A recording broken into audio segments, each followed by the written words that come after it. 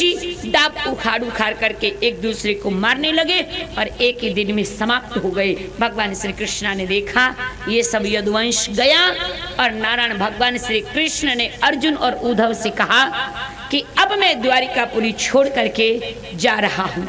मैंने सब लीलाएं कर ली, मेरी एक लीला करनी बाकी है, मेरे जाते ही द्वारिकापुरी समुद्र में चली जाएगी, इसलिए सावधान, तुम मेरा एक अंतिम उपदेश ले लो। भगवान श्री द्वारिकानाथ कृष्ण कहते हैं, अर्जुन उद्धव, आज मैं अंतिम समय में मुझे मेरे एक प्रिय भक्त की याद आई है, मुझे मेरे प्रिय भक्त की याद आई है। भगवान श्री कृष्ण अर्जुन उद्धव से कहते, अर्जुन उद्धव, मेरे संपर्क में आज तक जितने भी भक्त आए सब ने मेरे से कुछ ना कुछ मांगा। मेरे एक ऐसे भक्त हैं जिन्होंने गरीबी में जीवन जिया, दुनिया के ताने सहे, मेरे लिए बड़ी साधना की, पर मेरे से कुछ आज तक ना मांगा। जो मेरे से पूजा पाठ करके बदले में मांग लेते हैं, मैं उनसे प्रसन्न रहता हूँ, और जो पूजा पाठ जप तप त्याग करने के बाद मेरे से बदले में कुछ लेते नहीं हैं, मैं उनका कर्जदार रहता हूँ। मेरे एक भक्त ऐसे हैं जिन्होंने मेरे से जिंदगी में कुछ नहीं मांगा, मैं उस भक्त का कर्जदार हूँ, मैं उसको कुछ देना चाहता हूँ। मुझे उस भक्त की बात याद आई है। अर्जुन उद्धव, तुम उस मेरे प्यारे भक्त को बुला दो। अर्जुन उद्धव कहते, प्रभु आप उसका नाम बताओ तभी तो बुलाएंगे। भगवान श्री कृष्ण अपने प्रिय भक्त का नाम कहना चाहते हैं, पर कंठ भर आता है, नाम बोल नहीं पाते। एक नहीं, दो नहीं, तीन नहीं, चार नहीं, 5 नहीं, 6 नहीं, 7 बार नाम बोलना चाहा, परंतु कंठ भर गया, नाम नहीं बोल पाए। नारायण 8वीं बार भगवान ने पक्का हृदय करके नाम बोला, मेरे प्रिय भक्त को बुला दो, जिस मेरे प्रिय भक्त का नाम है विदुर। क्योंकि नारायण विदुर ने भगवान के लिए दुनिया भर के कष्ट सहे, दुनिया भर के ताने सुने। भगवान उनके घर आए तो भी भगवान ने कह दिया, विदुरानी का भोग अच्छा और तेरा अच्छा नहीं। नारायण विदुर ने सहन किया, और आज जब भगवान ने कहा मुझे विदुर की याद आई है, भगवान श्रीमन नारायण कहते हैं, मेरा संकल्प है, मेरा संकल्प है, जो मेरे से बहुत कुछ मांगता है उसको मैं थोड़ा कुछ देता हूँ, जो मेरे से थोड़ा कुछ मांगता है उसको और थोड़ा कुछ देता हूँ, और जो मेरे से कुछ नहीं मांगता उसको मैं सब कुछ देता हूँ, सब कुछ देता हूँ। आज विदुर ने भगवान से कुछ नहीं मांगा, कुछ नहीं मांगा नारायण, और भगवान कहते हैं मुझे आज मेरे भक्त की याद आई है। दुनिया वालों, भक्त भगवान को याद करे, ये भक्त की साधना है, पर उस दिन भक्त की किस्मत का सितारा चमक जाएगा जिस दिन भगवान अपने प्रिय भक्त को याद करेंगे। आज द्वारिकानाथ कह रहे हैं, मुझे मेरे प्रिय भक्त की याद आई है, बुला दो। नारायण अर्जुन उद्धव ने कहा, विदुर तो महाभारत से पहले हस्तिनापुर छोड़ करके चले गए थे, अब नहीं मिल सकते। भगवान श्री कृष्ण ने कहा, भगवान श्री कृष्ण ने कहा, अर्जुन उद्धव, तुम मेरा एक संदेश विदुर को दे देना। वो मेरा एक संदेश विदुर को ये दे देना कि अब मैं मेरे जाते ही द्वारिकापुरी समुद्र में चली जाएगी, और मैं गोलोक धाम चला जाऊंगा, और मैं जाते जाते मेरी सारी ताकत, मेरी सारी शक्ति श्रीमद् भागवत महापुराण के अंदर छोड़ करके जा रहा हूँ। भागवत महापुराण आने वाले कलयुग में मेरा स्वरूप होगा, भागवत महापुराण मेरी सारी ताकत होगी, भागवत महापुराण का एक एक अक्षर मेरा एक एक रोग होगा, भागवत महापुराण का एक एक अध्याय मेरी एक एक नस नारी होगी, भागवत महापुराण का उपदेश मेरा उपदेश होगा। भागवत के ग्रंथ को ग्रंथ नहीं समझना, वो मेरा स्वरूप होगा। इतना कह करके भगवान मौन हो गए, प्रभास क्षेत्र में चले गए, और तदुपरांत भगवान प्रभास क्षेत्र में बट वृक्ष के नीचे जाकर के लेट गए, और लेट करके नारायण भगवान श्री ने अपने बाएं पांव का घुटना मोड़ा और उसके ऊपर दायां पांव रखा, और दाएं पांव का पंजा हिलाने लगे। जैसे पंजा हिलाने लगे, सामने से शिकारी ने सोचा कि मृग हिरण का पांव जीभ हिल रही है। जैसे देखा कि हिरण की जीभ हिल रही है, पर वो तो भगवान श्री कृष्ण का पांव था। शिकारी ने निशान साध करके जैसे बाण छोड़ा, भगवान श्री कृष्ण के चरण का स्पर्श किया और भगवान श्री कृष्ण गोलोक धाम चले गए। ये शिकारी पूर्व जन्म का बाली था, जिसने भगवान से ये कहा था कि राम, जिस तरह से आपने मुझे छिप करके मारा, अगले जन्म में भी आपको इसी तरह से छिप करके मारूंगा। आज भगवान ने उसका वचन पूरा किया और गोलोक धाम पधारे। श्री सुखदेव जी महाराज परीक्षित जी को अपना अंतिम उपदेश देते हैं और परीक्षित जी से पूछने लगे, कहो राजन, अब तुम्हें मृत्यु से भय लग रहा है? राजा परीक्षित हाथ जोड़ करके अपने आसन पर तटस्थ बैठ गए और कहते, महाराज, अब मुझे मृत्यु से भय नहीं लग रहा, अब मुझे मृत्यु दिखाई नहीं दे रही। अब मुझे मृत्यु की जगह साक्षात मेरे सामने खड़े हुए भगवान श्रीमन नारायण श्री नाथ भगवान दिखाई दे रहे हैं। सुखदेव जी ने पूछा, राजन, तुम्हें भगवान के दर्शन कब हुए? सुखदेव जी कहते, महाराज, जब मैंने भागवत महापुराण का प्रथम स्कंद सुना, मुझे भगवान के एक चरण के दर्शन हुए। जब मैंने भागवत महापुराण का द्वितीय स्कंद सुना, मुझे भगवान के दूसरे चरण के दर्शन हुए। या मैंने भागवत महापुराण का तृतीय स्कंद सुना, मुझे भगवान के घुटने तक के दर्शन हुए। जब मैंने चतुर्थ स्कंद सुना, मुझे भगवान श्री के कटी प्रदेश कमर तक के दर्शन हुए। जब मैंने पंचमी स्कंद सुना, मुझे भगवान के उधर पेट तक के दर्शन हुए। जब मैंने सप्तमी स्कंद सुना, मुझे भगवान के वक्षस्थल के दर्शन हुए। जब मैंने सप्तमी स्कंद सुना, उस समय मुझे भगवान के एक कंधे के दर्शन हुए। जब मैंने अष्टमी स्कंद सुना, मुझे भगवान के दूसरे कंधे के दर्शन हुए। जब मैंने नवम स्कंद सुना, मुझे भगवान के कंठ के दर्शन हुए। जब मैंने दसम स्कंद सुना, मुझे भगवान के मंगलमय मुखारबिंद के दर्शन हुए। जब मैंने 11वां स्कंद सुना, मुझे भगवान के बाएं हाथ के दर्शन हुए जो कमर के ऊपर रखे हैं। और जब मैंने 12वां स्कंद सुना, मुझे भगवान के दाएं हाथ के दर्शन हुए जो ऊपर हाथ करके मुझे बुला रहे हैं, आओ परीक्षित आओ, मैं तुम्हारी इंतजार कर रहा हूँ। इतना कहते परीक्षित मौन हो गए। सुखदेव जी महाराज जी ने अपना अंतिम उपदेश दिया। भागवत महापुराण के 11वें स्कंद में 9 योगेश्वरों की कथा, दत्तात्रेय के 24 गुरुओं की कथा, सुखदेव जी महाराज जी का अंतिम उपदेश और भागवत महापुराण के 12वें स्कंद में 18 पुराणों की संख्या का वर्णन, वेदों की संख्या का वर्णन, तदुपरांत नारायण चारों वर्ण धर्म आश्रम का वर्णन, कलयुग का वर्णन, तदुपरांत नारायण। आज सुखदेव जी महाराज जी ने अंतिम उपदेश दिया। परीक्षित जी ने सुखदेव जी का अर्चन वंदन पूजन किया। सुखदेव जी महाराज दक्षिण दिशा की ओर प्रस्थान कर गए। परीक्षित अपने आसन पर तटस्थ होकर के बैठ गए। चारों ओर पहरा कड़ा कर दिया गया कि तक्षक नाग अंदर प्रवेश न करने पाए। परंतु याद रखना नारायण, बिल्ली को आते देख करके कबूतर यदि आंखें बंद करेगा तो क्या बिल्ली शिकार खेलना बंद कर देगी? नारायण, तक्षक अंदर न आने पाए। जैसे ही पहरा कड़ा कर दिया गया, चारों ओर ब्राह्मण देवता राजा परीक्षित को आशीर्वाद देने के लिए स्वस्ति वाचन कर रहे हैं। नारायण जैसे स्वस्ति वाचन किया और मंगल कामना मंगलमय आशीर्वाद दिया। ब्राह्मण देवताओं ने एक प्रसाद दिया, एक प्रसाद, एक दोना, दोने के अंदर में फल, फल के साथ में पुष्प। जैसे ही राजा परीक्षित के हाथों में वो दिया, पुष्प के साथ में एक छोटा सा कीड़ा राजा परीक्षित के हाथों में आ गया।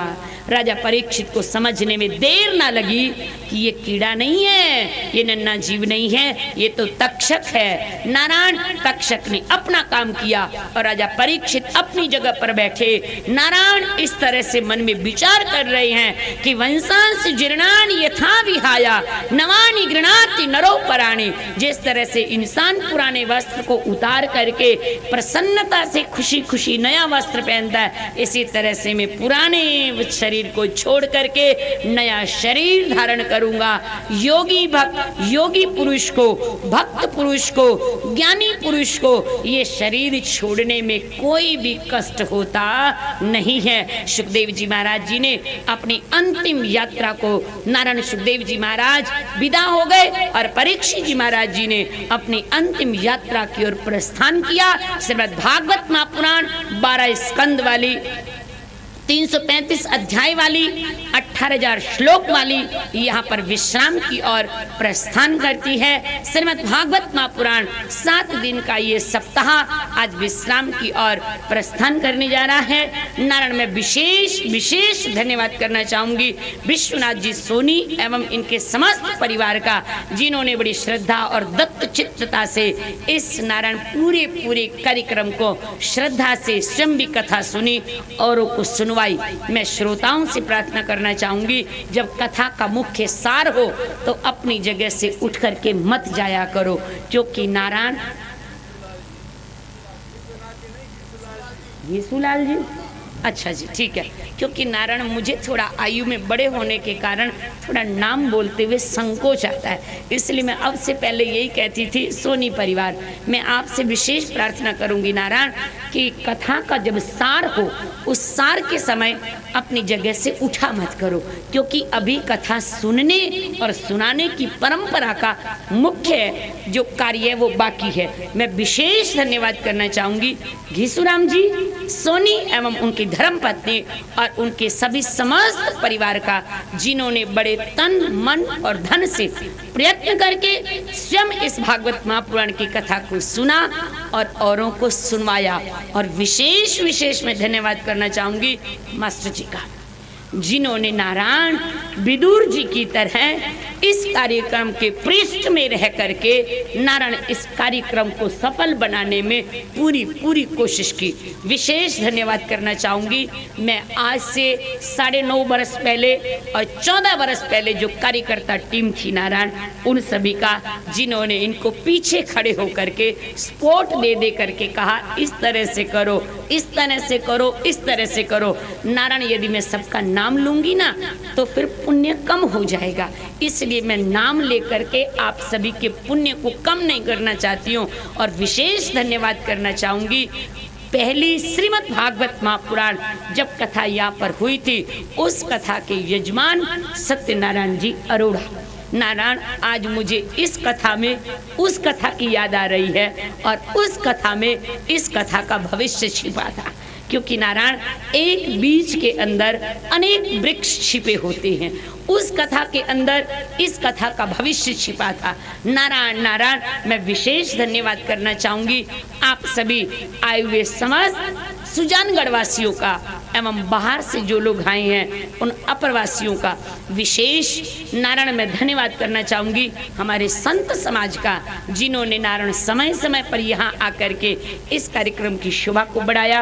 और मैं विशेष धन्यवाद करना चाहूंगी हमारे सुजानगढ़ के अगल बगल के शहर, कुछ रतनगढ़ से लोग आए हैं और आज मैं देख रही हूँ नारायण सरदार शहर से भी कुछ लोग आए हैं, छिप कर के धीरे से पीछे बैठ गए। कुछ लोग दिल्ली से भी आए हैं, वो भी आकर के पीछे बैठ गए। चलो आए तो सही, चाहे कितनी भी देर से आए। मैं धन्यवाद करना चाहूंगी नारायण आप सभी बाहर से आए हुए भक्तजनों का, जिनको मैं पहचानती हूँ या नहीं पहचानती, उन सभी का बहुत बार कोटिश धन्यवाद। विशेष धन्यवाद यहाँ के पत्रकार बंधु समाज मीडिया का और थार केबल का विशेष धन्यवाद। नारायण और इसके साथ में मैं धन्यवाद करना चाहूंगी इस साउंड और वीडियो सर्विस का, जिन्होंने सहयोग करके इस कथा को आज पूर्णता की ओर पहुंचाया।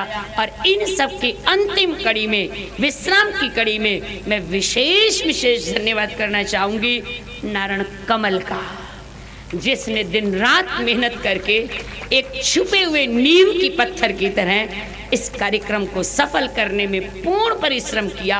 और इसके साथ में ये और भी जो कुछ बोले हैं, समय आने से पहले वो मैं नहीं बोलूंगी, समय अपने आप बोलेगा नारायण। जब समय आएगा समय बोलेगा, हमें बोलने की जरूरत नहीं है। तो नारायण भगवान की मंगलमय कृपा से आपका बहुत बहुत धन्यवाद। इन्हीं शब्दों के साथ श्रीमद् भागवत महापुराण हमसे कहने में या आप लोगों से सुनने में, क्योंकि आखिर एक इंसान है, कहने में या सुनने में, हे भगवान श्री कृष्णा, हे नाथ व्यास जी महाराज, श्री सुखदेव जी महाराज, पूज्य गुरुदेव, यदि हमसे कोई गलती हो गई हो, हमसे या आपसे, सुनने में या सुनाने में आप हम सबसे यदि कोई गलती हो गई हो, तो हे भगवान आप उस गलती को क्षमा कर देना। हमें अपराध का फल ना भुगतना पड़े किसी को, हमें क्षमा करना। हमसे जो भी त्रुटि हुई उसके लिए हम क्षमा चाहते हैं। उस क्षमा के लिए आप और हम सब मिल करके 3 बार हराय नमा का उच्चारण करो।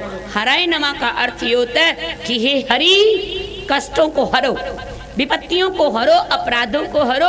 हमारे से जो जाने अनजाने में गलती हो गई, सुनने सुनाने में, उसका हरण करो। तो उसके लिए नारायण कोई भी व्यक्ति अपनी जगह पर खड़ा नहीं रहेगा, क्योंकि भगवान से हमें ये विशेष प्रार्थना करनी है। पूरी भागवत महापुराण में जाने अनजाने में कोई गलती हुई है, वो क्षमा याचना भगवान से करनी है। सब लोग अपनी अपनी जगह पर आलती पालती लगा करके बैठ जाएं और नारायण भगवान का हरे नमा के उच्चारण से 3 बार उच्चारण करें। मामा जी बैठ जाओ। ये मामा जी हैं कोई और हैं? अच्छा और है नाना। मामा जी तो आगे बैठे, आप अपनी जगह पर बैठ जाओ। नारायण सभी लोग अपनी जगह पर बैठ जाएं और भगवान का हरे नमा के उच्चारण से भगवान से क्षमा याचना करें। बोली सच्चिदानंद भगवान की। ओम हरे नमः।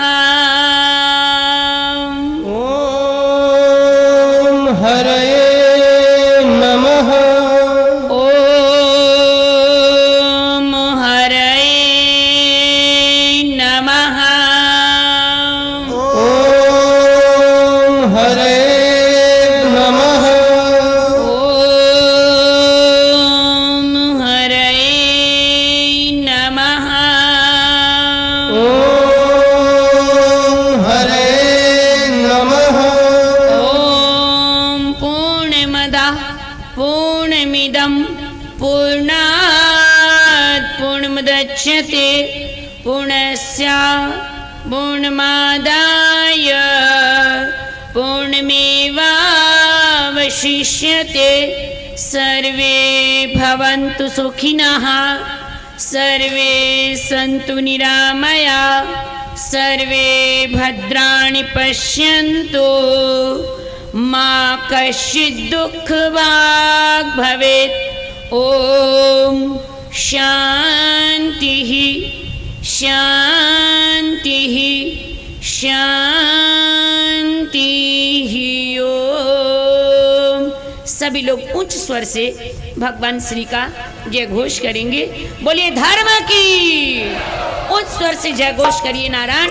धर्म की, अधर्म का, प्राणियों में, विश्व का, गौ माता की, गंगा मैया की, जगदम्बा मैया की, सदगुरुदेव भगवान की, श्री नागा बाबा जी महाराज की, श्रीमद् भागवत महापुराण की, व्यास जी महाराज की, सुखदेव जी महाराज की। ओम नमः पार्वती पते। हरे हरे हरे महादेव।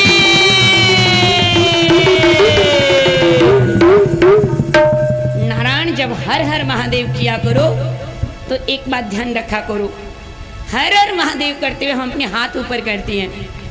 भगवान भोलेनाथ को शिवलोक में बैठे हुए, कैलाश पर्वत पर बैठे हुए क्या पता चलेगा कि मेरे नाम का जयकारा हो रहा है, मेरे नाम के हाथ ऊपर कर रहे हैं। हो सकता है हमारी छोटी आवाज कैलाश तक ना पहुंच पाए, तो इसलिए नारायण जयकारा तो आप हाथ ऊपर करके जय जय श्री राधे भी करते हैं, जयकारा वीर बजरंगी भी करते हैं, जयकारा शेरा वाली ला बोल सच्चे दरबार की ये भी करते हैं। भगवान शिव को कैसे पता चलेगा कि मेरे नाम का जयकारा हो रहा है हर हर महादेव?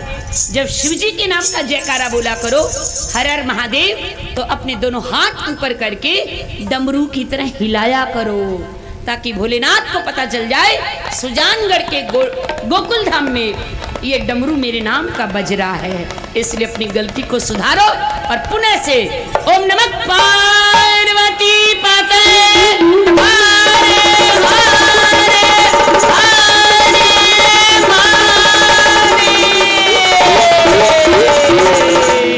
बोला सच्चे दरबार की। इन्हीं शब्दों के साथ साथ मैं घीसराम जी के पांचों कितने बेटे हैं? 4 5 पांचों सुपुत्र जिनका मैं नाम नहीं जानती हूँ नारायण। सबसे छोटे वाले हैं कमल, 1 नंबर पे हैं दीनदयाल जी, हाँ जी, और दूसरे नंबर के पुत्र का नाम बजरंग लाल जी, और तीसरा नंबर धनराज जी, और चौथे नंबर पे कैलाश, और 5वें नंबर पे कमल। इन पांचों का बहुत बहुत धन्यवाद करती हूँ कि घीसुराम जी ऐसा राम परिवार भगवान करे सबको मिले, भगवान करे ऐसा राम जैसा बेटे जैसा परिवार सबको मिले। और इसके साथ में नारायण एक जो मुझे देखने को मिला सुजानगढ़ में ही नहीं, मैं पूरे भारत में, भारत से बाहर जाती हूँ, जो मुझे एक चीज देखने को मिली नारायण दुनिया में कहीं नहीं मिली। ये 5 पुत्रों का परिवार आपका एक गली में रहता है, पर मुझे ऐसा लगा नारायण ये गली 5 घर नहीं, ये सारी गली एक घर है। ये जितना मोहल्ला है ना एक घर है। दिन के समय तो सब एक बन के रहते ही हैं, रात को बरसात आ जाए, मैंने मेरी आंखों से देखा नारायण मोहल्ले वाले इनको जगाते हैं, जल्दी चलो पंडाल में, और सारा मोहल्ला रात को भी पंडाल में होता है। नारायण नारायण ये एकता मैंने इस मोहल्ले की देखी। भगवान करे तुमको नजर ना लग जाए किसी की, तुम्हारी ये एकता इसी तरह से भी हूँ। पूरी हवा में बैठी हूँ, आपकी पोजीशन यदि मैं याद करूं, कितनी गर्मी में कितनी परेशानी में बैठे हैं, मैं आपकी परिस्थिति समझती हूं, फिर भी आपकी इस बात को सराहना पड़ेगा कि आप एक कहना मान करके तुरंत बैठ जाती हैं। जितना आप लोगों ने सहन किया, आप धरती माँ हैं, आप जगत की माँ हैं, आप संसार की माँ। सच नारायण मुझे लगता है आप मेरी भी माँ हैं, जो इतना कहना मान सम्मान किया। इन्हीं शब्दों के साथ मैं पुरुष समाज का भी बहुत बहुत धन्यवाद करती हूँ। आइए नारायण, इससे पूर्व आप आरती के दर्शन करें। श्रीमद् भागवत महापुराण के विश्राम की आरती का दर्शन सभी को करना होता है, कोई भी आरती लिए बिना, दर्शन किए बिना नहीं जाए। परंतु उस आरती से पहले सुदामा जी की पावन झांकी है, जिस झांकी का दर्शन करके सुदामा जी के चावल का प्रसाद मुख्य द्वार पर होगा, वो लेकर के और आरती का दर्शन करके आप अपने अपने घरों को प्रस्थान करेंगे। घर आपके वही हैं, कोई भी इधर उधर नहीं जाएंगे, आप अपनी अपनी जगह बैठे रहो। 10 मिनट लेट सही तो क्या हुआ, बोलो सच्चिदानंद भगवान की।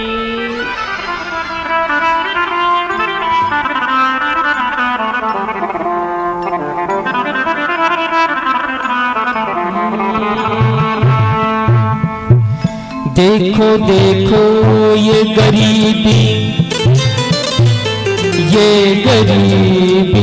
का हाल, कृष्ण के दर पे विश्वास लेके आया हूँ। मेरे बचपन